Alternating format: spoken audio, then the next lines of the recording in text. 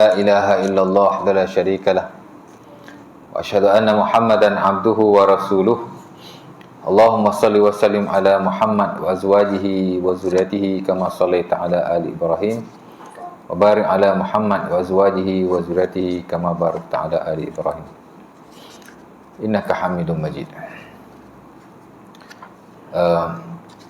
Alhamdulillah, syukur kepada Allah Subhanahu Wa Taala.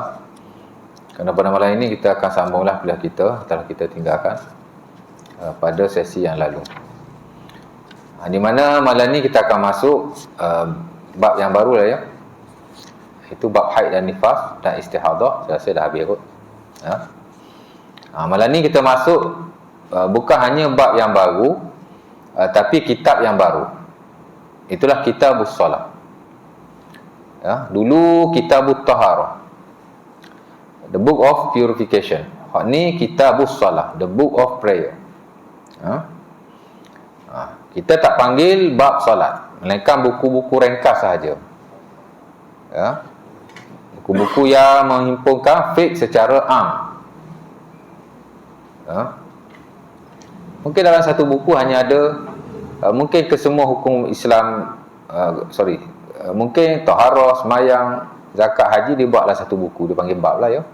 Tapi selain daripada itu, semayang ni kita panggil Kitabus Shalah, Kitabut Taharah, Kitabuz Zakah, Kitabul Hajj. Kitab ni makna bab yang besar lah ya. Di bawahnya ada bab-bab yang lain ya. Dalam ibadat ada kitab-kitabnya, ada 6 sekurang-kurangnya ya. Kitabut Taharah, Kitabus Shalah, Kitabu Az-Zakah, Kitabul Hajj ya. Ada sebagian ulama dia ada lagi Kitabul Janaiz, Kitabul I'tikaf ya. Itu kutubul ibadat, the books of worshipping ya. Ada Kitabul Muamalah ya, Kutubul Muamalah, kitab Muamalah Maliyah belakang-belakang itulah ya. Ada kitab ya. Dalam muamalah harta pun ada kitab-kitabnya. Ada banyak lah ya, 9 kitab sekurang-kurang. Menakah pun sama juga, ada 10 kitab ya. Jinayat tak banyak lah ya, ada 4-5 kitab. Begitu juga dengan apa, kehakiman, Kitabul Qada. Baik, malam ni kita masuk Kitabus Shalah, The Book of Prayer. Di mana dalam Kitabus Shalah, sebagaimana Kitabut Taharah, ada bab-babnya. Cuma bab taharah ni dia lebih banyak berbanding Kitabus Shalah. Ataupun lebih kurang ya sebenarnya, lebih kurang sama banyak ya. Isi kandungan tu lebih kurang banyak saya kira. Cuma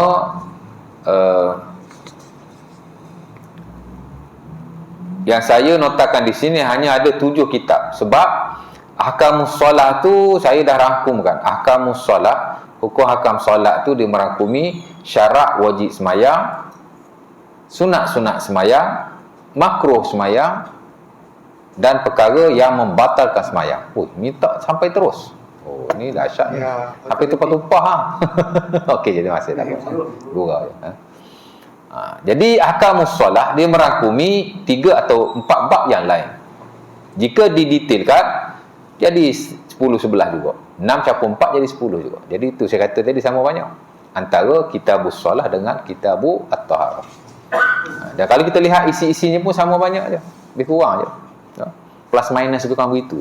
Dia dua-dua bab tu dia hampir sama. Dia sudut isi dia lah ya, konten dia.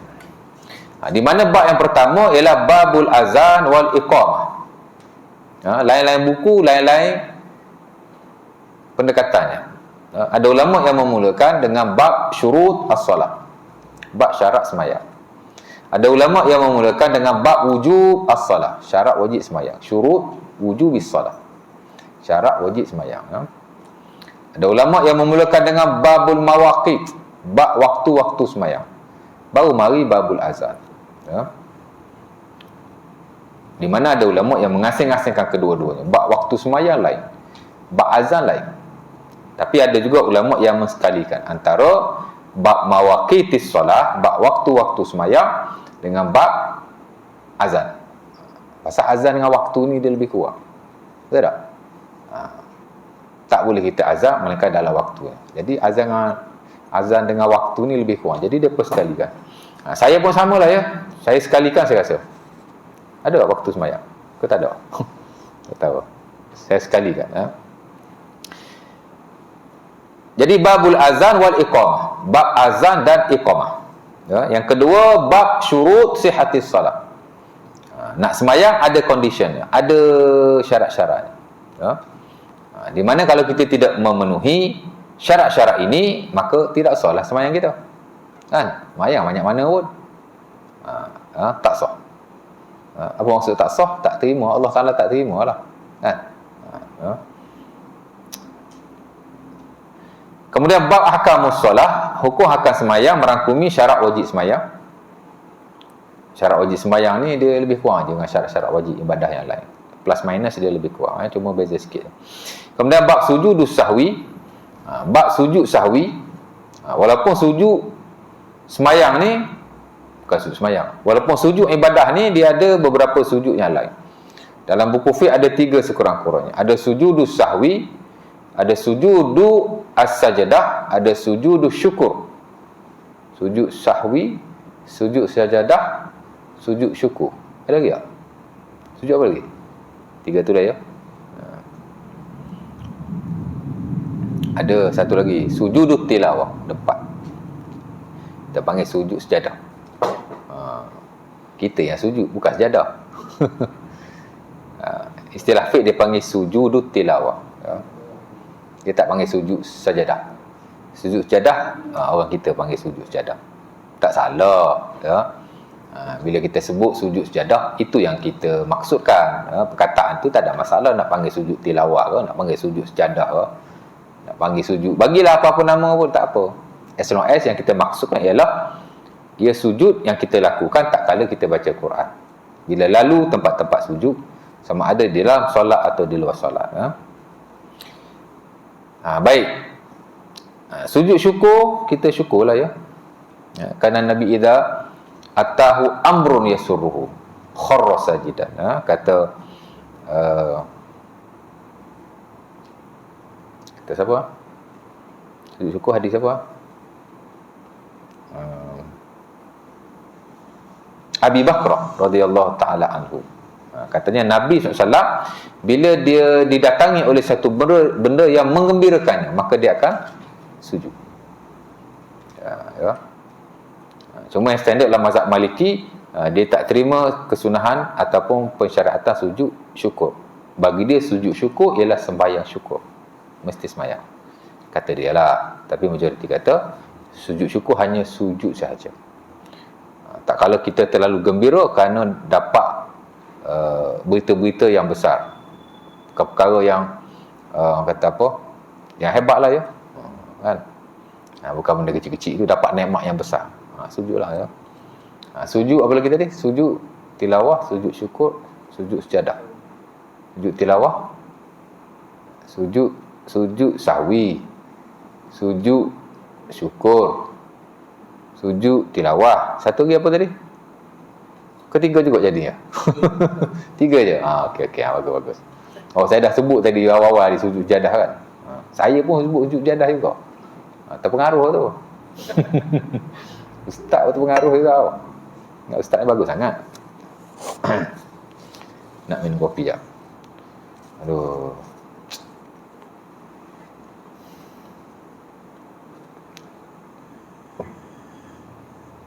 Kalau mendung panas badan jadi lemah.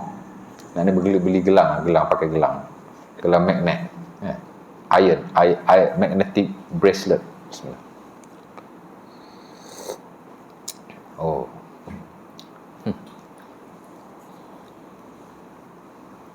Penuh hampas lah.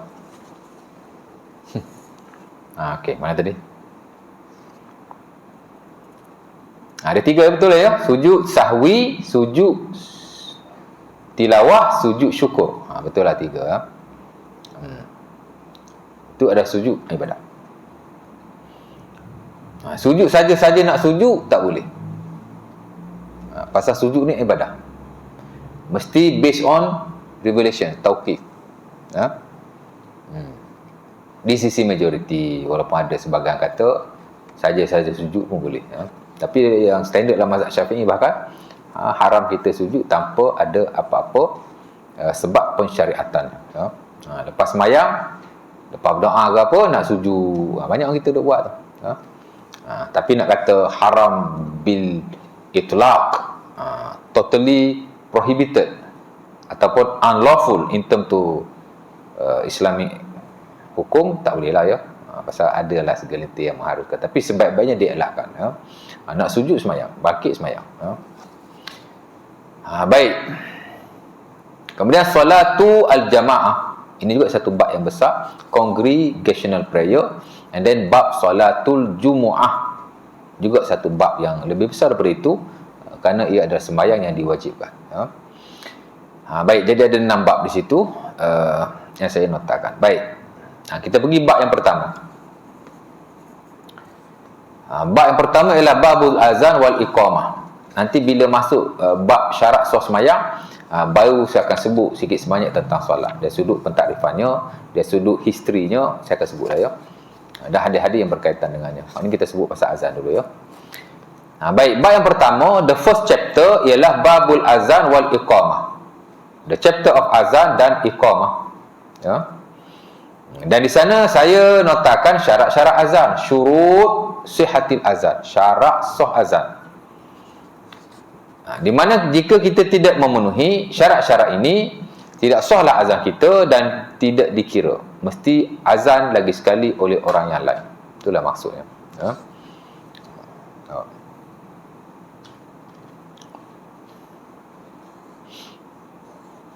Dan kedua ialah sunat-sunat azan, sunanul azan. Perkara yang digalakkan, yang disunahkan, very preferable. Mak Saleh kata, bila kita melakukan azan, apa yang kita kena lakukan untuk kita mendapat pahala di sisi Allah Subhanahu Wa Taala bagi seseorang muazzin itu. Dan saya tulis di situ ada 1 2 3 4 5 6 7 8 9 sebenarnya ada banyak, tapi saya masuk yang penting-penting saja ya. Especially yang ada hadisnya in specific.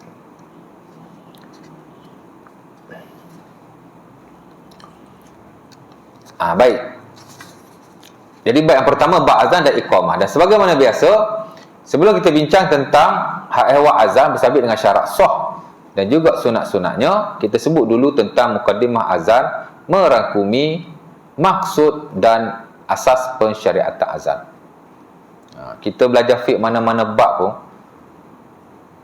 kita mesti melalui introduction. Dulu setiap bab saya sebut mukaddimah. Saya takrifkan dulu, saya sebut dulu asas-asas pensyariatannya. Kerana itu adalah tabiat hukum dalam Islam. Mesti ada definisinya, mesti ada asas pensyariatannya.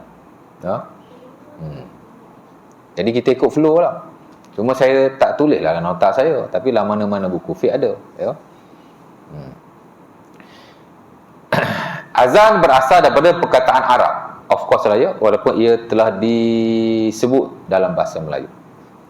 Kata pinjaman. Tapi kita pinjam tak hantar-hantar balik sampai sudah. Kan?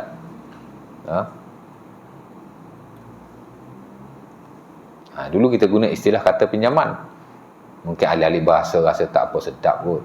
Dia tukar balik kata serapan. Kata-kata kita ambil dia berbahasa lain. Agama mostly bahasa Arab, teknologi mostly bahasa Inggeris. Kan? Pasal banyak benda yang kita tak boleh terjemahkan. Kita tak boleh nak translate semua perkataan itu. Kalau boleh translate pun dia jadi panjang, jadi susah. Teknologi lagi tak boleh translate. Translate motosikal tengok. Kan? Translate bas tengok, bas. Translate bas. Terjemahkan bas. Susah ya.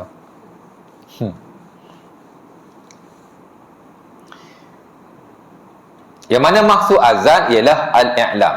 Al-azanu lughatan al-i'lam. Literally azan bermaksud i'lam. Apa makna i'lam? I'lam ni ialah memberitahu, pemakluman, pemberitahuan. Assalamualaikum warahmatullahi wabarakatuh. Okey je ya? Tak dengar. Daripada surah sana lah. Okey, baik. Mana tadi? Al-azanu lughatan al-i'lam, dalam mana-mana buku fiqh, dalam mana-mana aliran. Itulah maksud azan secara bahasa. Di mana azan ialah pemberitahuan. Azan ialah pemakluman.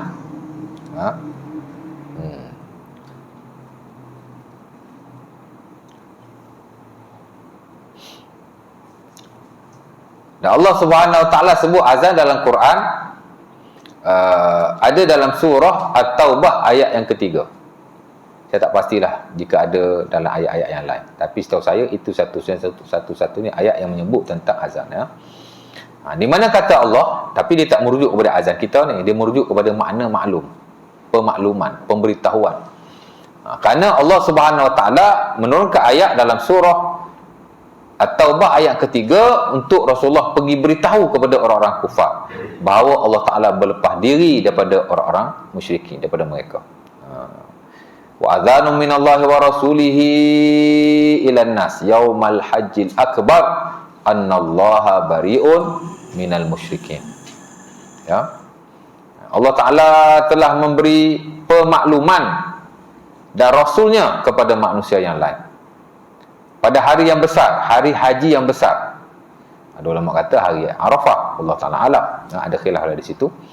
Tapi ketika Nabi SAW mengerjakan haji, Allah Ta'ala turun ayat ni beritahu orang-orang kufar bahawa Allah Ta'ala, beritahu orang-orang musyrikun bahawa Allah Ta'ala berlepas diri daripada mereka.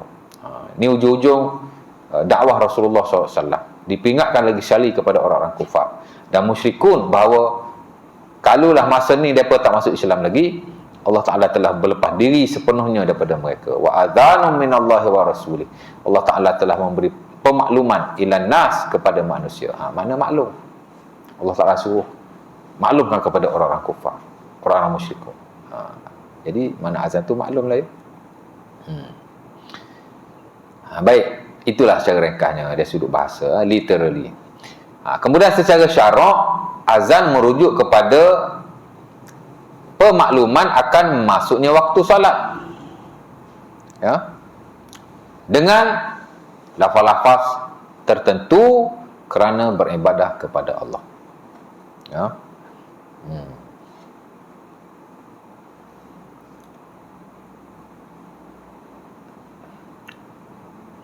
Al-azanu syar'an al-i'lam bidukhuli waqti salah bilafzin makhsus.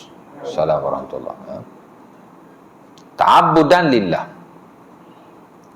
Azan secara syarak ialah pemberitahuan tentang masuknya waktu salat dengan lafaz-lafaz yang tertentu, ya, kerana beribadah kepada Allah, ya. Jadi azan ni satu pemakluman, dia ada kaitan dengan waktu dan dia juga mempunyai lafaz-lafaznya yang tertentu. Mana nak azan suka-suka kita dengan lafaz-lafaz kita, tak boleh. Ta'abbudan lillah, dan kerana beribadah kepada Allah. Maksudnya penggunaannya juga mesti tauqif, based on revelation. Bukan boleh main azan ikut dan aja, kan? Nak pergi haji azan, nak pergi umrah azan, nak balik kampung azan, nak periksa azan. Ta'abbudan lillah, for the worshipping of God. Azan ni ibadah. Ibadah asasnya mesti based on revelation, kan? Sebab tu banyak hal ibadah ulama mentaqikan ujung tu ta'abbudan lillah, beribadah kepada Allah, supaya orang faham prinsip perkara yang dikaitkan dengan ibadah kepada Allah mesti tauqif, based on revelation. Kerana asas ibadah tauqif, al-ibadatu asluha tauqif, ha? Tauqif ni makna based on wahyu lah, ya.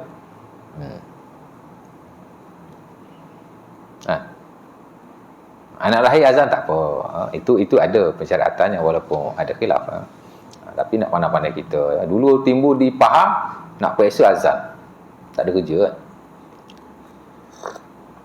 Ada orang sokong pula tu, Nabi nak berperang tak azan pun, kan? Ada fungsinya azan, ya. Bukan boleh main azan ikut dan, ya. Baik. Sesuatu orang kahwin pun azan juga, Tapi bagus lah daripada pasang lagu ikut dan tu, baik pasang azan. Bukan baik pasang azan, baik azan. Mungkin kita akan fikir macam tu lah ya. Tapi tak boleh sedemikian. Pasal ibadah, azan ni ialah ibadah. Ibadah mesti terikat kepada apa yang diwahyukan. Kan? Baik, itu maksud azan.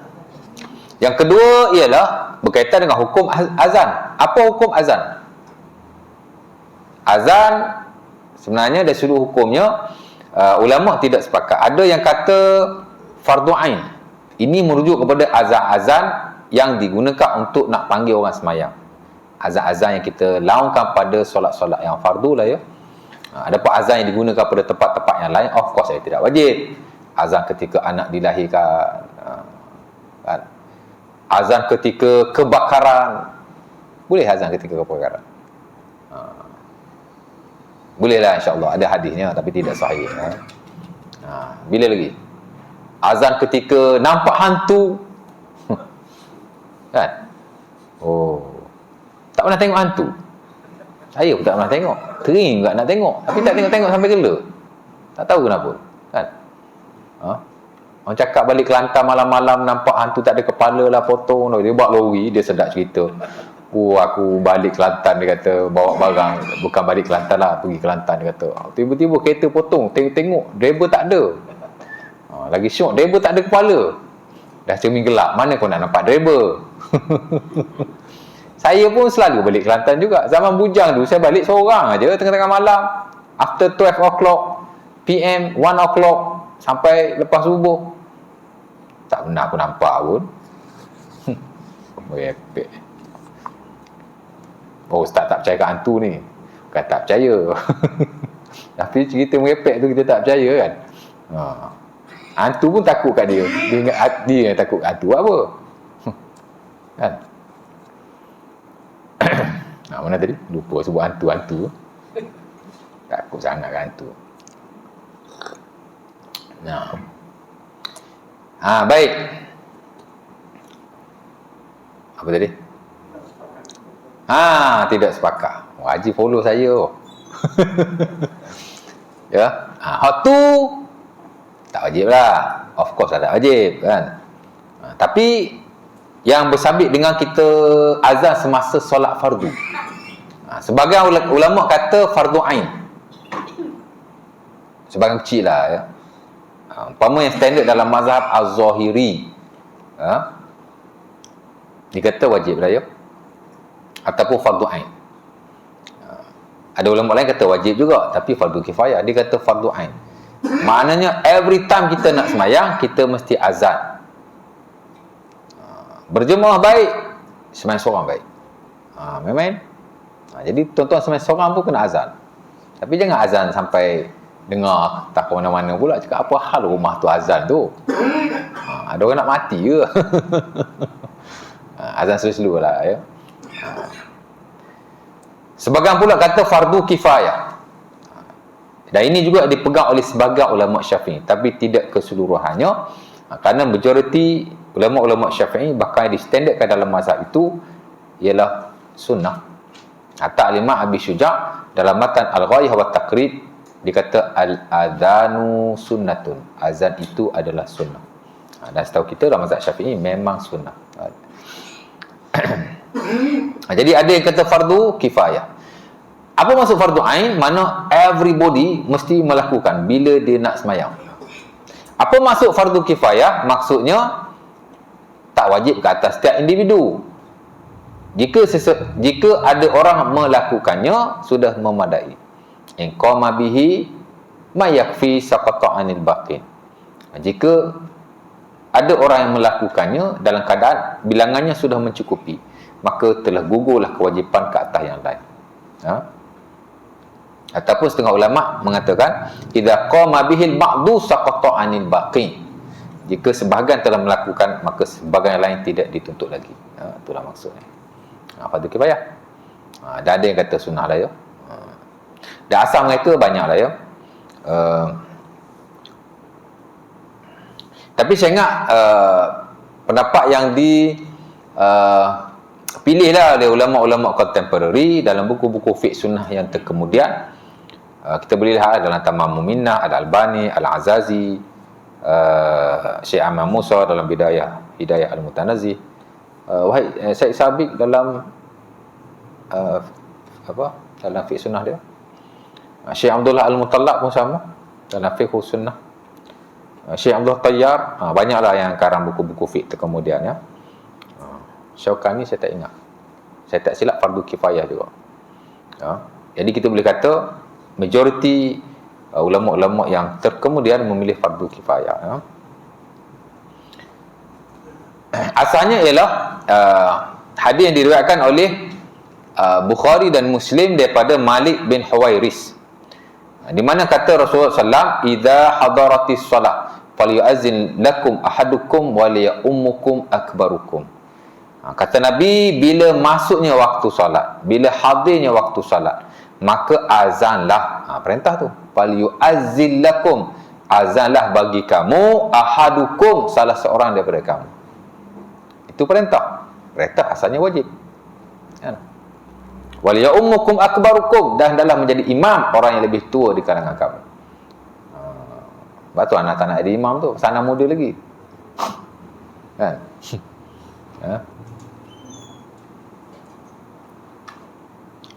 Nabi SAW juga bersabda dalam hadis Abi Dawud daripada Anas bin Malik, amaran Nabi Bilalan. Ini bukan Nabi kata, Anas yang kata, marfu' maknawi. Amaran Nabi Bilalan an yashfa' al-azan wa yutir al-iqamah. Kata Anas, Nabi menyuruh Bilal untuk mensyafa'kan azan, yakni menggenapkan azan. Nanti kita bincang dalam lafaz azan nanti ya. Azan ni ada 3 lafaz ya. Tarmik tasniyah dan tasniyah. Ada 3 kita. Jadi dia kata Nabi memerintahkan supaya digenapkan azan, diganjilkan diganjilkan iqamah. Ya, amaran Nabi Bilalan ayyashfa'al azan wa yutir al iqamah. Nabi suruh Bilal genapkan azan, ganjilkan iqamah. Nabi suruh makna wajib. Kan? Kita belajar dalam usulul fiqh, al-amru bil wujub. Suruh tu makna wajib. Ya.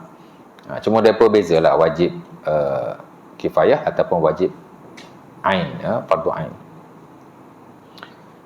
Kemudian Anas bin Malik sebut lagi dan Sahih Muslim ataupun Bukhari, katanya kana Nabi iza ghaza bina lam yaghzu hatta yusbih. Nabi bila pergi berperang dengan kami, bila Nabi nak masuk satu kawasan, Nabi takkan masuk sehingga Nabi tunggu waktu subuh. Untuk apa? Untuk Nabi dengar tempat ni ada azan ke tak ada azan. Idza sami'a azanan kafa'anhum wa idza lam yasma' azanan aghara alaihim. Bila Nabi dengar orang azan kat tempat tu, Nabi takkan menyerang. Pasal dalam tu ada orang Islam. Ya? Tapi bila Nabi tak dengar azan, Nabi akan masuk. Kerana menunjukkan bahawa tempat tu bukan tempat orang Islam. Ya? Jadi memang nampak macam wajib lah kan? Macam fardu ain lah tu. Nabi suruh hatta Nabi tak berperang memasuki suatu kawasan melainkan Nabi nak dengar dulu azan ke tak azan.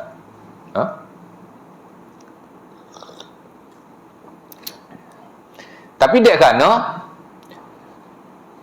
tidak semua hadis-hadis tentang solat disebut tentang azan. Sementara azan ni pula banyak disebut dalam solat-solat berjemaah.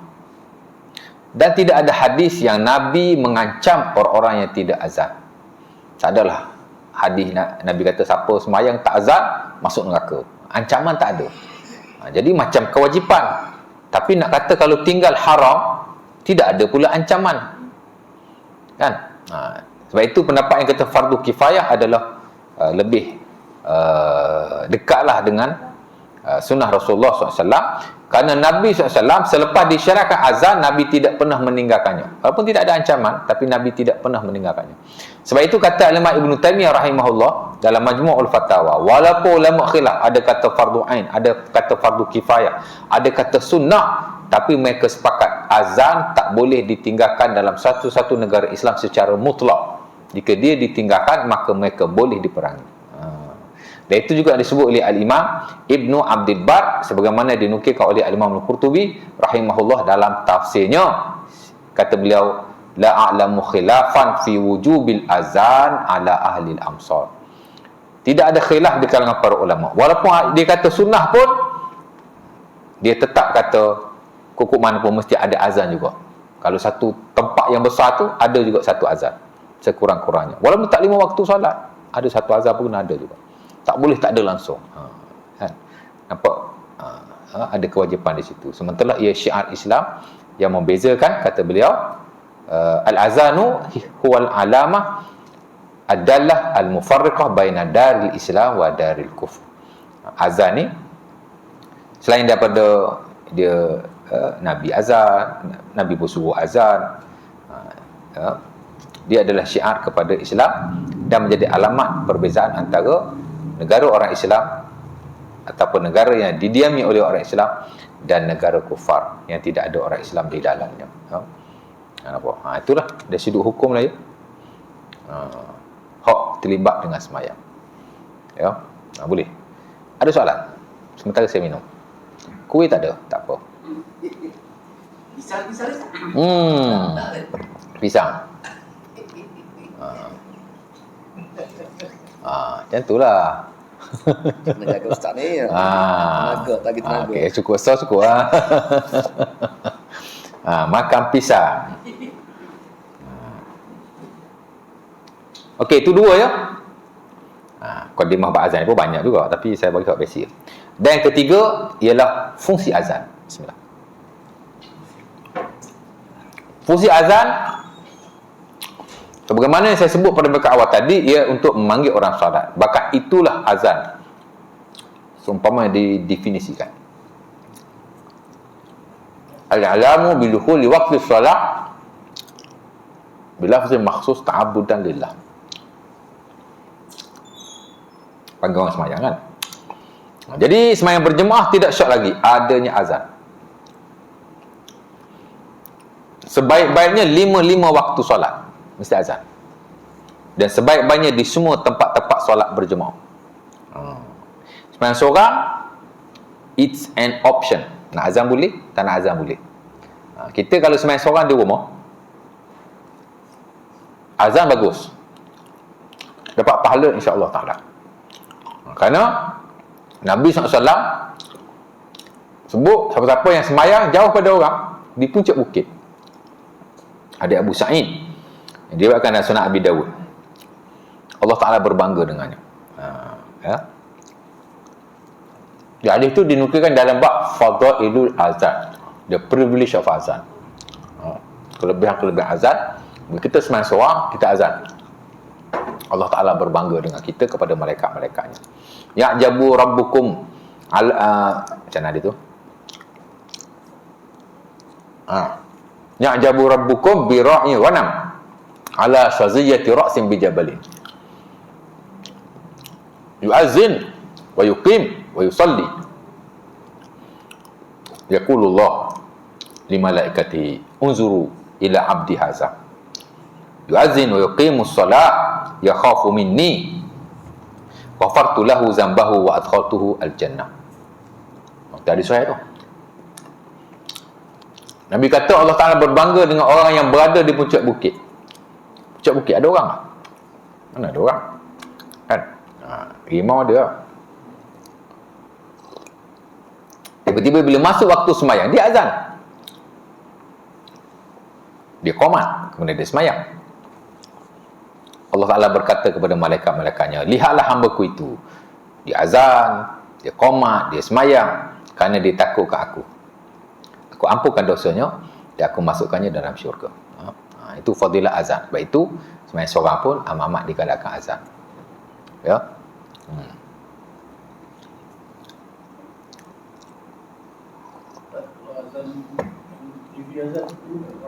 TV azan, kenapa? TV azan tak dikira ibadah. Sebab tu kita tak ditutup untuk menjawabnya. Tak payah jawab. Tapi kalau jawab pun tidak salah. Tapi dia tak macam konteks ibadah yang kita bincang ni lah. Ya. Boleh pasang azan video dalam TV dan radio, bila masuk waktu azan depa pasang azan. Boleh. Tak ada masalah. Tapi dia bukan azan ibadah yang kita bincangkan ini. Maksudnya dia bukan nak panggil orang semayang, dia sekadar nak bagi tahu masuk waktu saja kan. Boleh jawab, tapi tak jawab pun tak apa.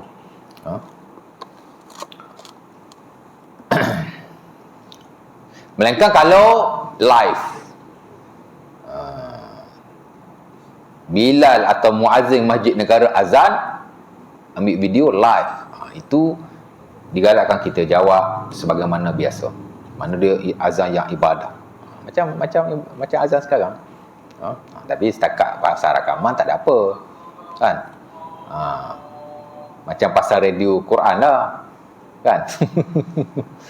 Kan tak ada apa. Pasang okey lah kan, tapi dia bukan ibadah yang disyariatkan macam kita belajar ni lah ya. Dia bukan azan dimaksudkan. Itu cuma azan yang nak beritahu masuk waktu solat begitu saja. Pasal dia bukan nak panggil orang semayang pun. Ini azan di masjid-masjid di surau, bila masuk waktu memang physically ada orang azan. Nampak? Jadi tidak ada pertikaian bahawa azan memang untuk semayang berjemaah. Dan itu asas kepada pensyariatan azan. Jadi fungsi azan ni satu, semayang berjemaah, of course. Malah awal-awal pensyariatan azan adalah kerana solat berjemaah. Kerana solat berjemaah tidak disyariatkan di Mekah. Nabi dan sahabatnya ada semayang berjemaah, tapi masing-masing. Tak ada macam sekarang. Masuk waktu je azan, semayang beramai-ramai di satu tempat. Tidak ada. Sebab itu Imam Syafi'i rahimahullah dalam Mukhtasar Al-Muzani, dia menyatakan bahawa para sahabat Nabi SAW di Makkah semayang masing-masing. Bila mari ke Madinah, baru disyariatkan azan. Itu yang disebut oleh Ibnu Umar dalam Sahih Muslim. Kanal muslimun idza qadimu al-Madinah yajtami'un fayatahayyanuna lis-solah. Orang Islam bila dia berpindah atau berhijrah ke Madinah, mereka berkumpul dan mereka nak semayang. Yajtami'un fayatahayyanuna lis-solah. Mereka fikir macam mana nak kumpul untuk semayang ya.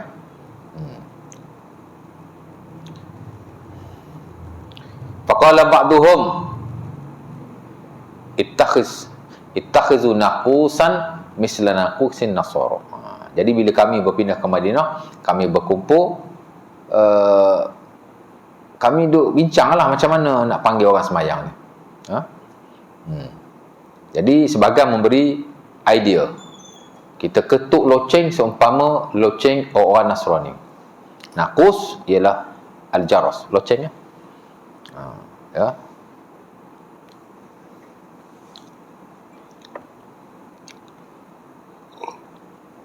Betul, loceng ni tak bagus ya. Kalau tak ada apa-apa, jangan ada loceng. La tadkhulul bait, hadis Muslim daripada Ibnu Abbas. Nabi kata la tadkhulu al malaika baitan fihi kalbun wala surah. Malaikat tak masuk ke dalam rumah yang ada anjing dan gambar. Itu anjing gambar. Ini apa, loceng. Hadis Abi Hurairah yang diriwayatkan dalam Sunan Abi Daud. La tashabu al malaikah rifqan. Malaikat tidak bersama-sama dengan orang yang bermusafir jika mereka ada loceng. La tashabu al malaikah rifqan. Malaikat tidak bersama dengan orang yang bermusafir, orang yang berjalan tu. Dan hadis tu la tashabul malaikah rifqan jaros. Macam mana sebut jaros? Alah, lupalah hadis tu. La tashabul malaikah rifqan, tak ingat. Tapi nak cerita, Nabi kata kalau kita musafir, kita ada loceng, malaikat tak ikut sekali. Bukan malaikat rakyat ni, malaikat rahmat lah kan. Macam Nabi kata kalau dalam rumah ada gambar dan anjing, malaikat tak masuk. Maksudnya malaikat rahmat lah ya. Jadi loceng-loceng ni kalau tak ada apa-apa, sebaiknya tak digunakan. Loceng kat sekolah tak apa, kering, dia bukan ketuk. Ni loceng diketuk-ketuk. Sebab dulu orang Kristian memang dia ketuk loceng. Dekat menara dia tak loceng besar. Kung, kung, kung. Kan? Selalu tengok movie filem kan ada kan? Kat menara-menara. Itu nakus. Jadi dia kata, kita ambil loceng lah, buat guna loceng macam orang Kristian. Wa qala ba'dhum ittakhazu ittakhazu naqusan misla naqusin nasara, wa qala ba'dhum ittakhazu ambil buqan misla buqil yahud. Sama pula kata ambillah seruling seumpama seruling orang Yahudi. Bukan seruling, dia buq ni ialah satu alat yang ditiup seumpama tanduk haiwan. Bukan seruling apa? Trompet pun boleh, tapi bukan trompet besi macam sekarang. Dia macam tanduk gajah tu. Kita tengok filem yang lama-lama klasik punya kan, dia tiup. Orang Yahudi dulu kalau dia nak panggil ibadah, dia tiup buk. Buk tu benda tu lah. Tiup kan. Tak tahulah, nanti Google lah tengok macam mana. Kan? Tekan buk, ba, waw, qaf. Tekan image, dia akan keluar. Bentuk-bentuk tiupan orang Yahudi pada zaman dulu. It is a classic tool lah. Dia satu alat yang klasik. Lantas Umar berkata kepada mereka, afala nab'asu rajulan yunadi bis salah. Kenapa kita tak lantik seseorang untuk dia panggil kepada semayang? Kenapa nak kena ambil loceng, nak kena ambil nak panggil apa buk tu? Tak tahulah terjemah. Saya tak baca buku Melayu, saya tak tahu kan. Tapi kalau tengok buku terjemahan Melayu yang mungkin dia ada bagi ni. Bukan seruling, trompet lah, senang cerita trompet. Saya pun ada baca juga book dia terjemah kepada trompet. Ada juga buku fiqh yang telah diterjemahkan. Saya pernah baca tu. Bolehlah trompet lah, senang cerita. Tapi bukan trompet yang kita panggil trompet yang alat muzik sekarang. Nama dia tuang tak? Tuang. Tuang. Tuang. Tak pernah dengar. First time lah. Bukan. Dia dah tanduk, tapi tak boleh kata tanduk juga. Sebab dia dah jadi alat muzik. Dia bukan alat muzik, dia jadi alat tiupan. Adalah nama dia kot, Allah Ta'ala alam lah. Orang Melayu mungkin tak guna benda tu, kita tak tahu. Tapi dia ada specific term lah ya. Jadi Umar kata, kenapa kita tak lantik seseorang untuk dia panggil kepada semayang? Umar bagi cadangan macam tu. Afala nab'asu rajulan yunadi bis salah. Kata Umar Al-Khattab. Itu satu riwayat. Ada lagi riwayat yang lain yang paling masyhur juga. Mana-mana buku fiqh biasa dia buat mari riwayat ini. Itulah riwayat Abdullah bin Zaid yang diriwayatkan oleh Sahih Bukhari dan Muslim. Hadis amat famous dan masyhur sekali, di mana Abdullah bin Zaid dia bermimpi orang azan. Masa tu Nabi dan sahabat duk tengah cadang lah, duk cadang itu, cadang ini, cadang itu, cadang ini. Cuma dalam riwayat Abdullah bin Zaid, kalau lihat riwayat Ibnu Umar yang saya baca tadi, Nabi tak setuju kepada kedua-dua cadangan itu. Tapi hadis Abdullah bin Zaid, Nabi suruh ambil nakus. Bukan Nabi suruh, Nabi benarkan. Lamma ajma'a Rasulullah an macam hadis tu, kata Abdullah bin Zaid,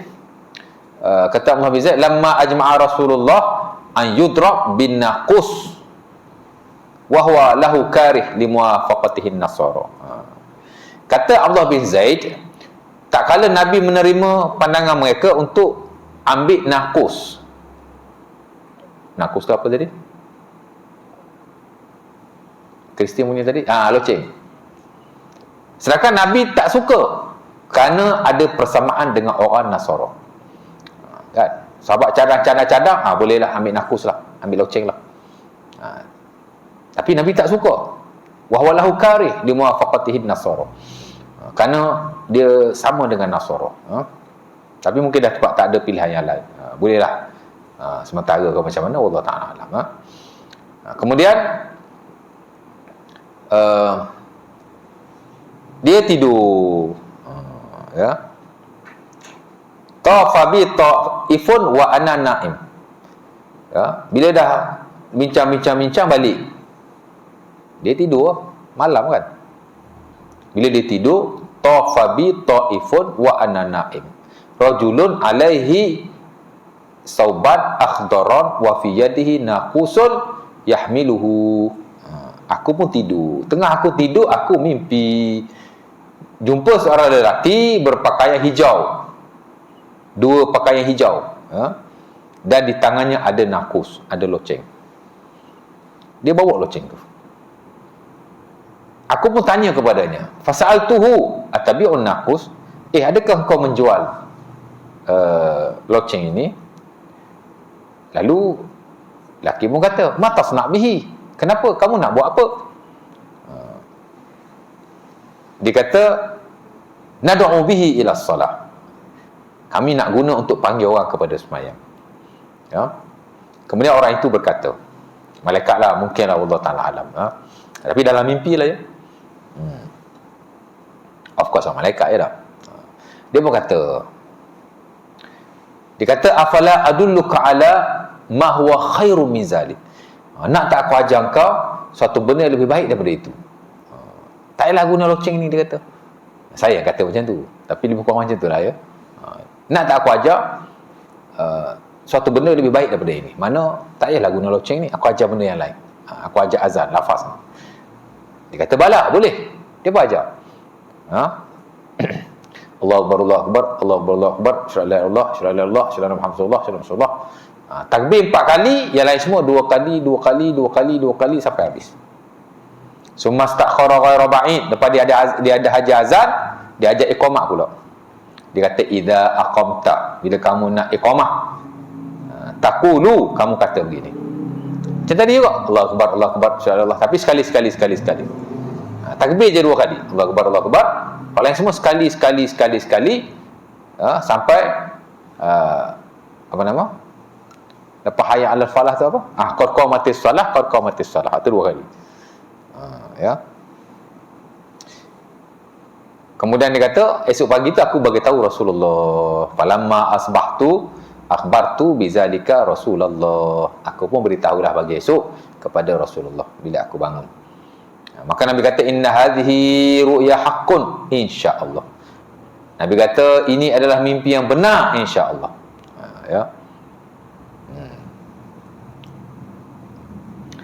Jadi Nabi kata ini mimpi yang benar. Alqihi ala Bilal.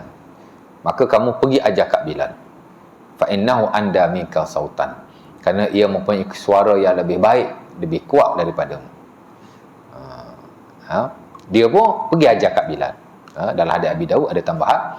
Dia kata faqumtu ma'a Bilal fa ulqihi alaihi. Aku pun bangun bersama Bilal. Aku pun membentangkan azan itu kepada Bilal. Fasami'a zalika Umar dengar, wa huwa fi baitihi, dia duduk kat rumah dia. Fa kharaja yajurru ridaahu, dia pun datang bersegera menarik kain ridaknya. Faqala, lalu berkata, laqad ra'aitu misla ma ra'a.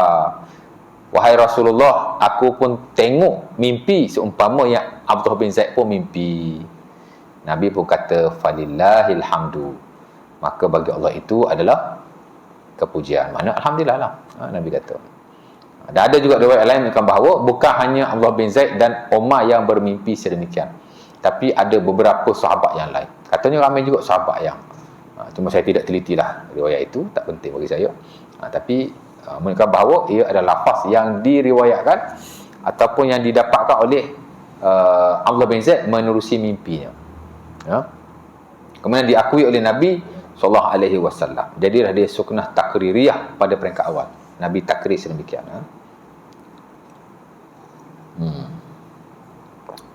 Jadi confirm lah peristiwa yang berlaku, mimpi yang diberikan kepada Abdullah bin Zaid dan Umar, dan hadis-hadis yang berkaitan dengan azan ini adalah untuk nak panggil orang sembahyang berjemaah.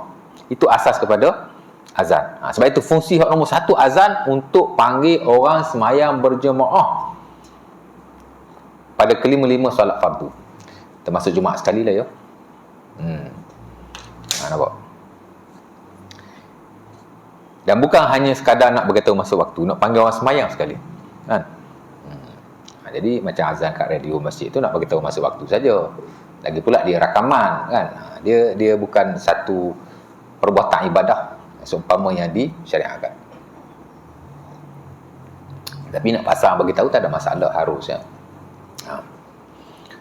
Itu nombor 2. Itu nombor 1. Sepakat para ulama memang azan untuk panggil orang semayang. Ni tidak ada pertikaian, ijma', consensus. Tak ada takwil-takwilan. Memang itulah asas kepada azan. Walau bagaimanapun, azan ada lagi fungsi-fungsi yang lain tapi tidak disepakati oleh para ulama lah ya, selain daripada solat berjemaah. Antaranya ialah azan untuk anak yang baru dilahirkan. Sebagai ulama mengharuskan atau mensunahkan atau menggalakkan, sebagian lagi kata tidak. Pokoknya ialah hadis yang diriwayatkan, sebab ada yang kata sahih, ada yang kata dhaif. Jadi dia tak sepakat. Tapi saya kira sebahagian mengharuskan. Atau lah standard dalam mazhab Syafi'i. Mazhab lain saya tak pasti, saya pun tak semak. Tapi ada ba'dul Hanabila, ba'dul Malikiyah, ba'dul Ahnaf, ana sebahagian ulama Syafi'i, sebahagian ulama Hanbali, sebahagian ulama Hanafi yang menggalakkan juga. Tapi yang standard saya tak pastilah di kalangan mazhab-mazhab itu. Saya tak pasti ya. Tapi adalah ya, keharusan itu ada, ataupun galakan itu ada di sebahagian ulama. Mazhab Syafi'i of course lah digalakkan, atau sebahagian mensunahkan. Adalah beberapa hadis yang diriwayatkan umpama dalam Sunan Abi Dawud daripada Amr bin Syu'aib an abihi an jaddihi, katanya Nabi SAW bila lahir Hasan dan Husain, Nabi azan pada kedua-duanya. Azana Rasulullah fi uzunil Hasan wal Husain lamma waladat huma Fatimah. Kata Abu Rafi', nama sahabat yang meriwayatkan hadis ini, jika ia sahih lah ya.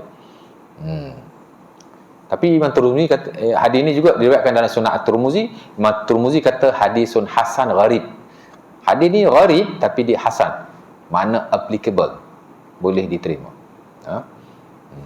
Dan saya ingat itulah sandaran dalam mazhab Syafi'i yang kata sunnah ataupun digalakkan, mustahab ya.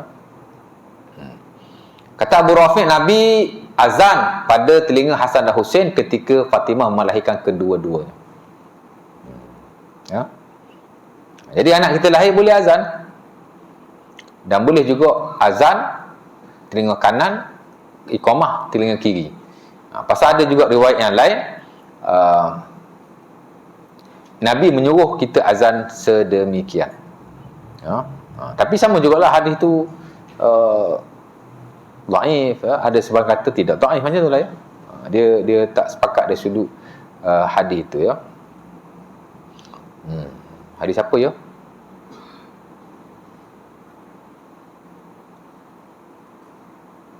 Saya tengok hadis apa. Hadis Husain bin Ali.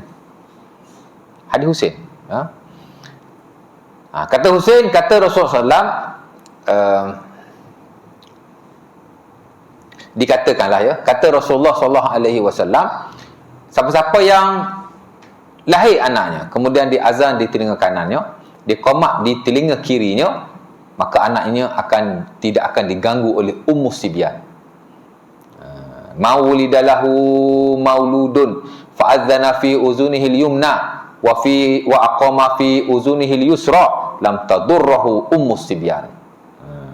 Dulu saya pergi kursus perubatan Islam lah ya. Yang saya tak apa setuju pun istilah tu. Saya dulu banyak pergi kursus perubatan Islam. Adalah 2-3 orang. Tokoh-tokoh hebat lah. Kalau saya sebut nama tuan-tuan confirm tahu punya. Kan? Tapi sebab kita nak tahu, nak ambil ilmu kan, nak belajar. Kalau kita tak masuk kursus tu, saya pun tak tahu macam mana kan. Lepas tu dulu pun pasal belum jadi ustaz lagi, baru nak start. Masa tu ada niat nak jadi bomoh sikit. Sebaik tak jadi bomoh. Hadis ni memang dia baca. Dan dikatakan sebab anak tu kena sawan dan seumpamanya kerana tidak azan. Pasal hadis ni kata siapa-siapa yang lahir anaknya, dia azan di telinga kanan, qomat di telinga kiri, dia tidak akan diganggu oleh ummus sibyan. Ummus sibyan ni nama sejenis jin yang menyebabkan sawan.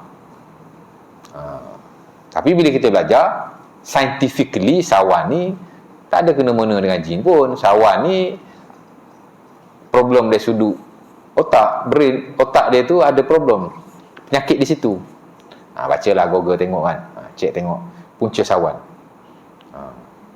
Kan? Dia penyakit yang melibatkan kita punya tubuh badan lah ya, bukan penyakit misteri ke apa, tak ada ya. Dah hadis itu pun tidak sahih ya. Tapi nak cerita, jadi sebab tu ulama sebagian menggalakkan azan dan iqamah. Jadi kita boleh azan dan kita boleh juga azan dan iqamah. Ya. Budak-budak lelaki, budak-budak wanita ala tasawi, equally. Sama saja. Kita boleh azan juga di tengah kanan, kita boleh juga qamah di tengah kiri. Ada juga yang kata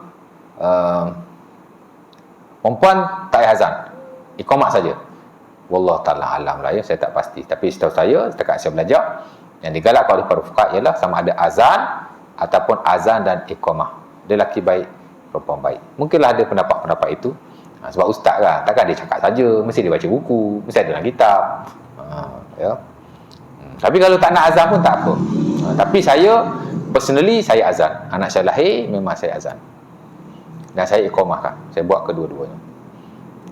Lepas isteri saya lahir, saya duduk kat isteri saya lah ya.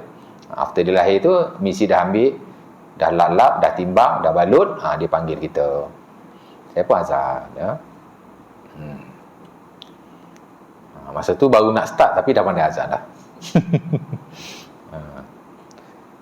Kebetulan sebelah isteri saya pun, dia baru lahirkan anak juga.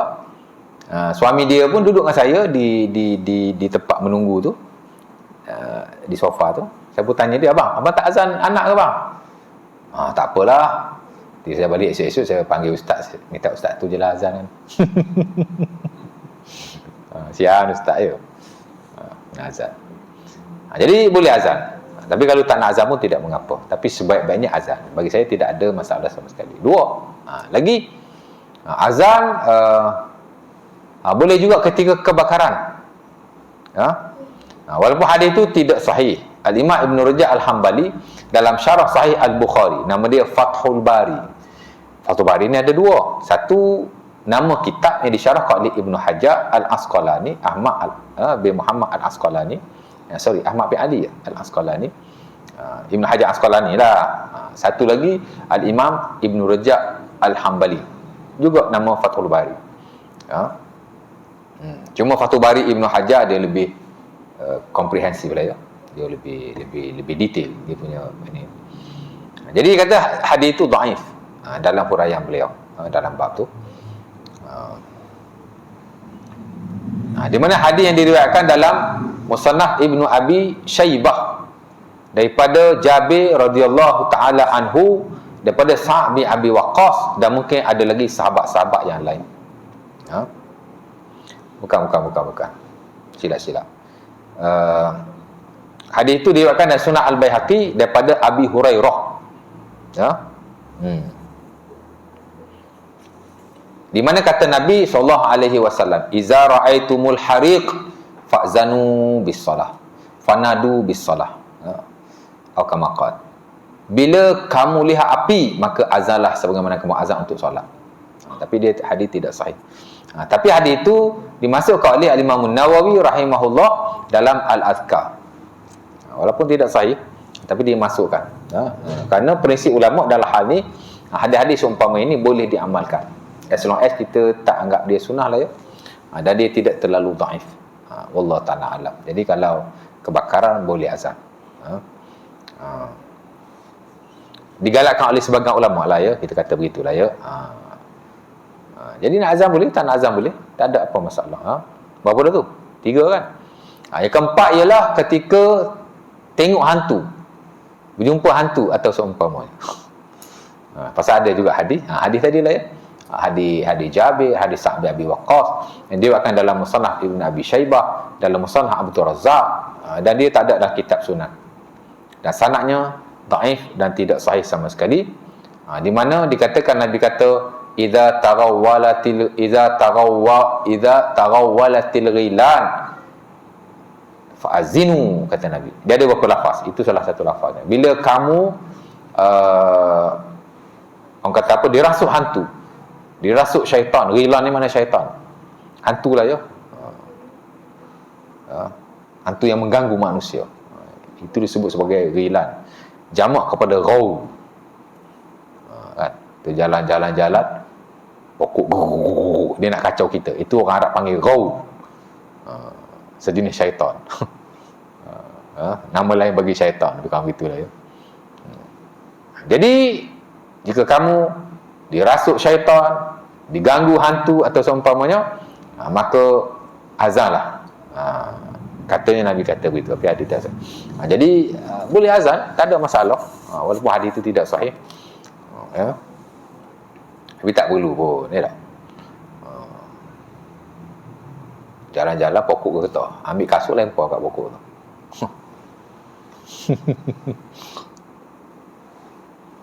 Tapi boleh azan lah ya. Boleh baca Quran, boleh azan terpulang lah ya. Lagi fungsi azan, wallahu ta'ala alam, saya tidak tahu. Azan ketika bermusafir, sama ada ketika hendak bermusafir ataupun ketika dalam pemusafiran. Wallahu ta'ala alam.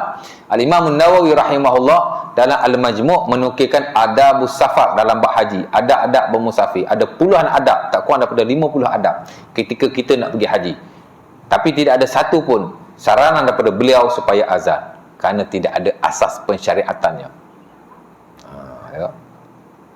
Mungkinlah ada ulama-ulama tertentu menggalakkan atau seumpamanya, tapi tidak ada asas sama sekali dan tak perlu ya. Musafir ni memang digalakkan kita berzikir, ya, digalakkan kita berdoa atau seumpamanya. Ma min raqib yasiru bi zikrillah illa radifahu malak, wa ma min raqib yasiru bisya'r illa radifahu syaitan. Ya, dalam hadis Abi Dawud daripada Umar Al-Khattab, Nabi kata, sesiapa yang berjalan dia bertemankan zikir, dia akan ditemani oleh malaikat. Siapa yang bermusafir dia bertemankan syair. Syair ni benda lagu lah. Zaman sekarang kita kata lagu lah, kan? Atau apa-apa saja yang lagu, maka dia akan ditemani oleh syaitan. Memang digalakkan lah setiap masa kita ni. Tapi in spesifik azan before musafir atau ketika pemusafiran atau selepas pemusafiran tidak ada asas syariat sama sekali ya. Tapi doa sebelum musafir itu ada ya. Bila kita nak bermusafir, kita doa kepada orang-orang yang kita tinggalkan, itu ada ya. Di samping kita sendirilah baca doa nak bermusafir kan. Doa diriwayatkan oleh Ibnu Umar dan Sunan Abi Dawud, itu ada. Tapi azan tak ada ya. Tak boleh ustaz, bid'ah lah apa. Saya tak tahulah. Tapi tidak ada dalam hak ehwal pemusafiran untuk diazankan. Sementara dalam hal-hal yang lain ya, tak perlu, pasal tidak ada. Kan? Dulu nak periksa muazzan. Kan? Anak-anak kita dah ready. Anak kita dah baca buku, everything is there. Doa, that's it. Go for it. Tawakkal ala Allah. Itu saja. Nak pergi haji, nak pergi umrah, kita suka azan apa semua kan. Tak perlu ya. Esok nak kahwin pun azan kan. Mati pun azan. Kan? Ada seorang ustaz tu dia kata kalau mati boleh azan. Pasal dia kata ada ulama yang qiyas. Anak baru dilahirkan azan. Jadi kalau mati pun azan lah. Saya tak tahulah ulama mana yang qiyas. Masalah yang kata tu ulama ustaz engineering. Tak tahulah dia baca buku engineering mana kan. Saya tak fikirlah mana ada ulama yang berani mengkiaskan sedemikian. Ingat kias boleh kias-kias gitu je. Ya. Kadang-kadang orang sandarkan kata ulama. Kita pun tak tahu ulama mana yang kata. Ulama kias. Ulama mana yang kias? Kan sebutlah ulama mana, kitab mana. Lagi tidak ada lah ya. Jadi itulah bersabit dengan mukadimah azan, pentakrifannya, hukum hakamnya dan fungsinya. Yang saya kira amat jelas sama sekali ya. Azan untuk menghalau syaitan macam rumah, contohlah ya. Ini diajarlah dalam perubatan Islam. Kalau rumah tu ada gangguan, kita azan di depan pintu rumah, ya. Wallahu ta'ala alam. Nak kata larang tak boleh. Nak kata tak boleh pun tak boleh. Nak kata sunnah memang tidak lah, ya. Nak kata harus pun tak tahu. Tidak ada asas pensyaratannya. Wallahu ta'ala. Mungkin boleh digunakan hadis yang iza taqawwalati rilan tadi, bila diganggu oleh al-ghaul, syaitan, hantu yang mengganggu manusia, maka azan mungkinlah boleh guna yang itu. Saya ingat tak ada masalah. Sementara azan ni dia zikir, ya, dia zikir. Walaupun kita tak boleh menggunakannya sewenang-wenangnya, tapi dalam hal yang masih boleh dipayungi oleh nas sekalipun dia dhaif, saya kira mungkin ada sedikit keharusan lah, ya. Jadi kalau rumah ada gangguan nak azan di depan rumah, saya kira tak ada masalah. Bagi saya lah, personally saya kata tidak ada masalah, ya. As no as yang kata dia sunnah Nabi, dan jangan kata ia digalakkan dalam syarak, ya. Kerana kalau kita lihat hadis hadis Jabir dan Sa'd bin Waqqas itu yang merujuk kepada syaitan, hantu atau seumpamanya, boleh kita baca, ya. Tapi tidaklah kita orang kata kan, tak ada masalah kot. Mungkinlah, mungkin, ya. Tapi sebenarnya bagi saya pun tidak perlu, kan. Dalam rumah ni kita baca Quran, habislah, kan. Kan Nabi kata, siapa-siapa yang baca surah Al-Baqarah dalam rumahnya, syaitan akan lari. Al-Imam Ibn Katsir dalam tafsir Ibn Katsir dalam muqaddimah surah Al-Baqarah, dia buat mari beberapa hadis Nabi SAW daripada Abi Hurairah yang diriwayatkan dalam Sahih Muslim, yang diriwayatkan dalam Sahih Muslim, daripada Ibn Mas'ud, kan. Di mana siapa-siapa yang baca surah Al-Baqarah dalam rumah, syaitan lari. Inna syaitan la yanfur minal baiti alladhi tuqra fihi suratul Baqarah. Syaitan dia akan keluar daripada rumah yang dibacanya surah Al-Baqarah. Itu hadis Muslim, ya. Dan lagi ada riwayat dalam kitab sunnah yang lain dengan beberapa lafaz. Itu mungkin itu salah satu daripadanya. Ya. Sebab itu bila saya mengajar tentang fadilat surah Al-Baqarah, memang hadis itu saya baca, ya. Hadis Abi Hurairah, hadis Ibn Mas'ud, yang diriwayatkan secara sahih dalam kitab Sunan, termasuk dalam Sahih Muslim ataupun Bukhari, tentang galakan membaca surah Al-Baqarah dalam rumah. Syaitan lari. Ya.